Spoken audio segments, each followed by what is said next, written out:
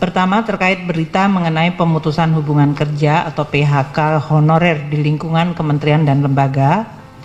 Dengan ini disampaikan bahwa tidak ada PHK tenaga honorer di lingkungan kementerian dan lembaga.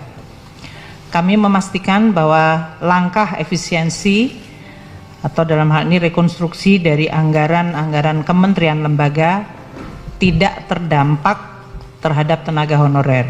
Untuk itu akan dilakukan penelitian lebih lanjut langkah efisiensi kementerian lembaga tersebut agar tidak mempengaruhi belanja untuk tenaga honorer dan tetap menjalankan sesuai arahan Presiden, yaitu pelayanan publik yang baik. Terkait beasiswa Kartu Indonesia Pintar, kami tegaskan bahwa beasiswa Kartu Indonesia Pintar tidak dilakukan pemotongan atau pengurangan. Untuk mendapatkan data, jumlah penerima beasiswa Kartu Indonesia Pintar untuk tahun anggaran 2025 adalah sebesar 1.040.192 mahasiswa penerima beasiswa Kartu Indonesia Pintar. Jumlah anggaran untuk beasiswa Kartu Indonesia Pintar untuk 1.040.192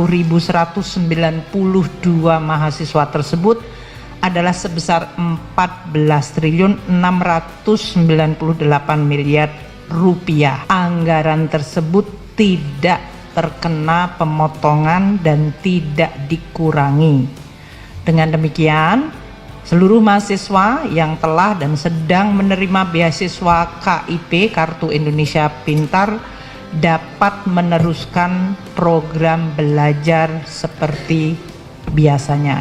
Sementara itu, beasiswa lain yang sedang berjalan yaitu 40.030 siswa beasiswa penerima LPDP Kemendikti Saintek, yaitu beasiswa pendidikan Indonesia, beasiswa Indonesia Bangkit di bawah Kementerian Agama juga tetap berjalan sesuai dengan kontrak beasiswa yang sudah dilakukan.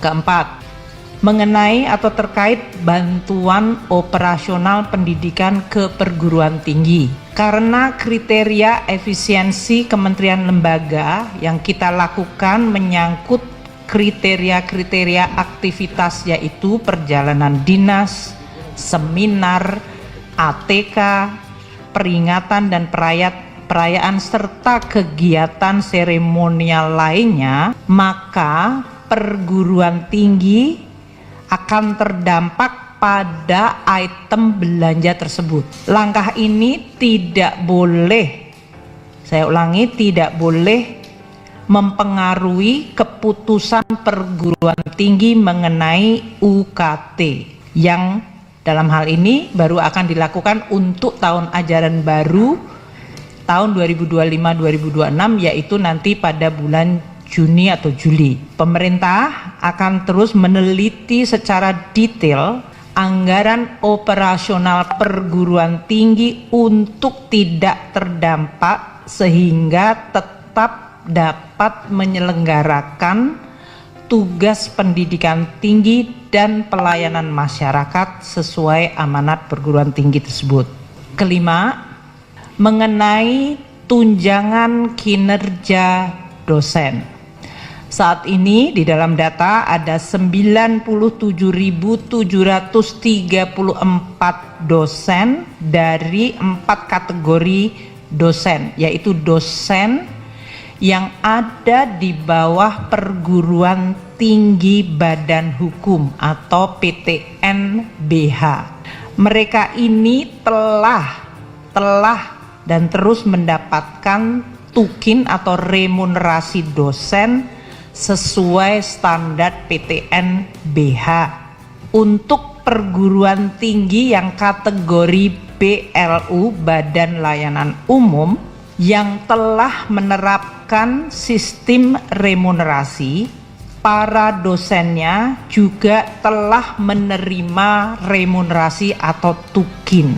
Sedangkan dosen yang di PTN BLU yang belum menerapkan remunerasi bersama-sama dengan dosen yang ada di PTN Satker Perguruan Tinggi Negeri Satker di lingkungan Kemendikti-Sayentek dan dosen PNS Lembaga Layanan Dikti atau LL Dikti yang saat ini menerima tunjangan profesi akan diberikan tunjangan kinerja atau remunerasi seperti tadi yang di PTN BLU dengan tetap memperhatikan tunjangan profesi. Jadi mereka sudah mendapatkan tunjangan profesi tapi belum tunjangan kinerja atau remunerasi. Saat ini kami sedang memproses penghitungan dan pendataan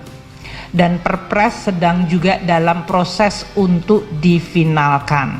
Keputusan mengenai tukin dari dosen PTN Satker di lingkungan Kemendikti-Sayentek PTN ya, dosen di PTN Satker lingkungan Kementerian Dikti-Sayentek, kemudian dosen PTN BLU yang belum menerapkan remunerasi dan dosen PNS LL Dikti serta dosen KL lainnya mengenai tukin sedang dalam proses finalisasi Perpres yang akan diselesaikan dalam waktu dekat.